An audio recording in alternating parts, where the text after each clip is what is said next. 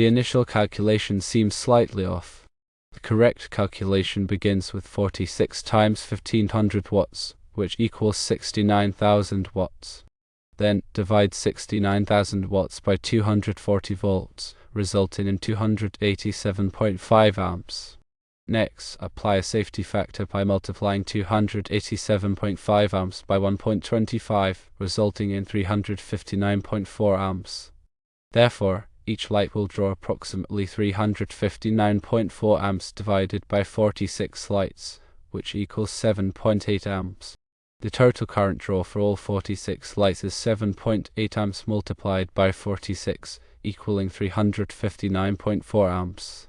Replacing the existing 200 amp panel with a 225 amp panel is not sufficient to address the problem. The calculated current draw of 359.4 amps exceeds the capacity of a 225 amp panel.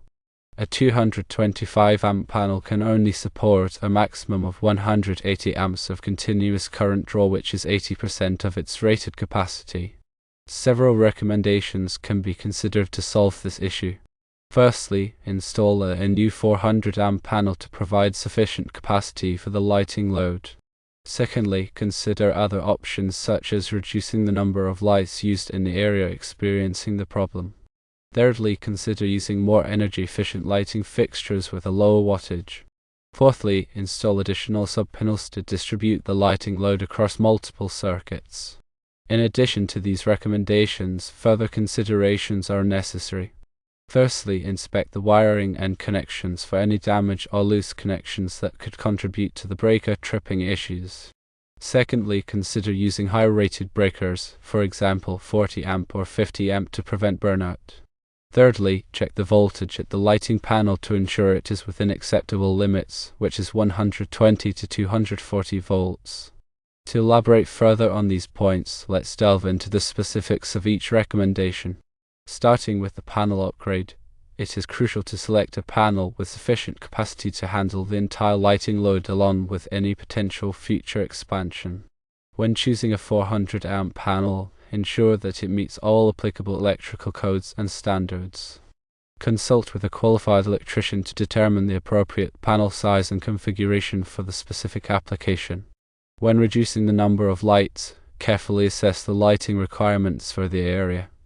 Consider whether it is possible to remove some of the lights without compromising safety or visibility.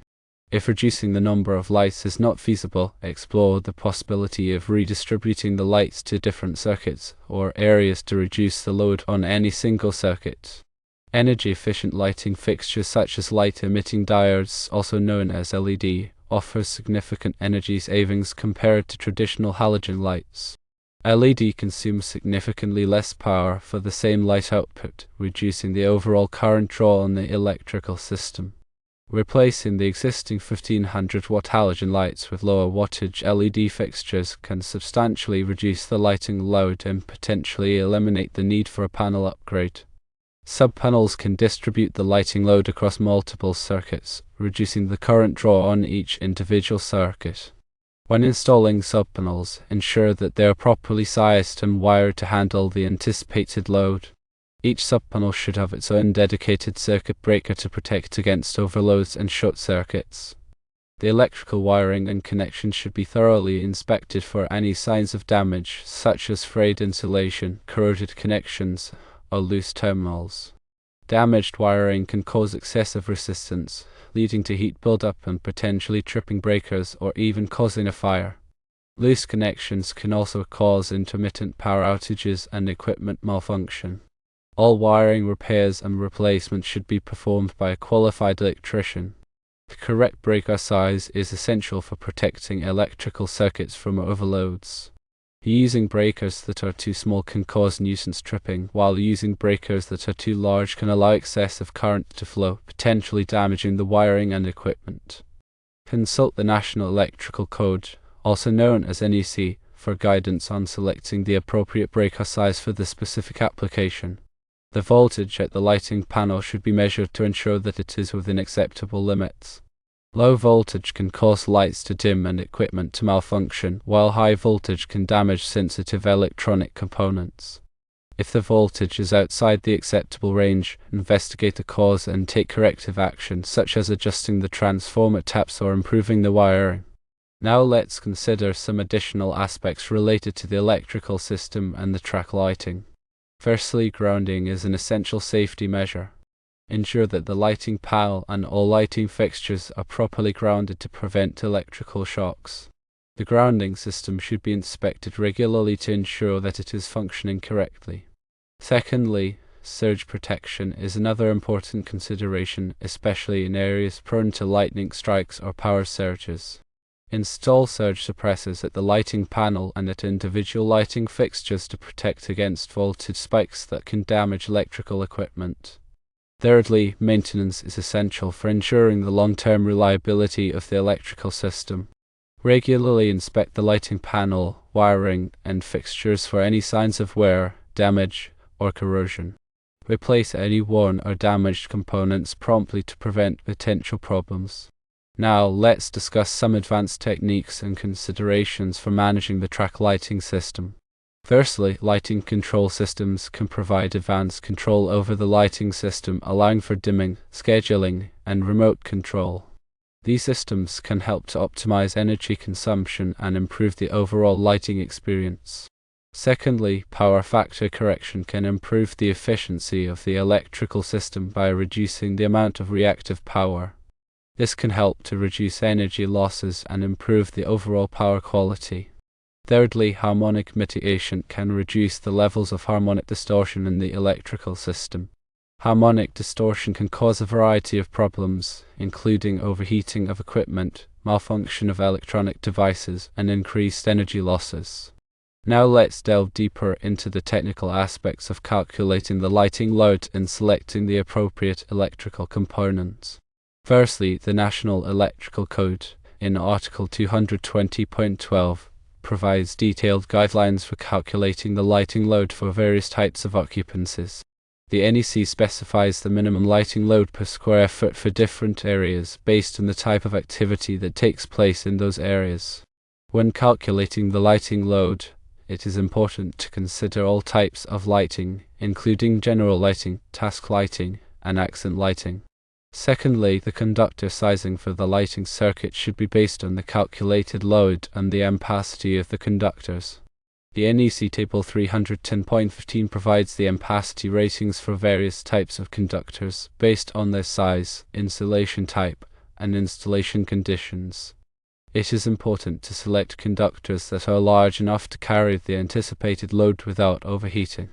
Thirdly, the overcurrent protection devices, such as circuit breakers or fuses, should be sized to protect the conductors and equipment from overloads and short circuits. The NEC Section 240.4 specifies the rules for selecting the appropriate overcurrent protection devices. The overcurrent protection device should be rated at or below the ampacity of the conductors it protects. Now let's discuss some specific considerations for outdoor lighting systems. Firstly, outdoor lighting fixtures should be rated for outdoor use and should be protected from the elements. The fixture should be made of durable materials that can withstand exposure to sunlight, rain, and wind. Secondly, the wiring for outdoor lighting circuits should be installed in weatherproof conduit to protect it from moisture and physical damage. The conduit should be properly sealed to prevent water from entering. Thirdly, the grounding system for outdoor lighting should be carefully designed to ensure that it provides adequate protection against electrical shocks. The grounding electrode should be located as close as possible to the lighting fixtures. Now let's talk about some troubleshooting techniques for lighting systems. Firstly, if a circuit breaker trips frequently, it is important to investigate the cause of the tripping. The tripping could be caused by an overload, a short circuit, or a ground fault. Use a multimeter to measure the current flowing in the circuit and check for any shorts or ground faults. Secondly, if a light fixture is not working, check the bulb, the wiring, and the switch. Use a multimeter to check for voltage at the fixture and at the switch. If there is no voltage, check the circuit breaker or fuse. Thirdly, if a light fixture is flickering, check the bulb, the wiring, and the connections. Loose connections can cause flickering. Tighten all connections and replace any worn or damaged wiring. Now let's consider some advanced topics related to lighting design and energy efficiency. Firstly, lighting design software can be used to simulate the lighting performance of a space and to optimize the lighting layout. This software can help to ensure that the space is adequately lit while minimizing energy consumption. Secondly, daylight harvesting techniques can be used to reduce the amount of artificial lighting needed during the day. This can be achieved by using skylights, windows, and light shelves to bring natural light into the space.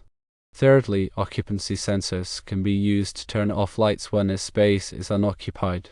This can save a significant amount of energy in areas that are not constantly occupied.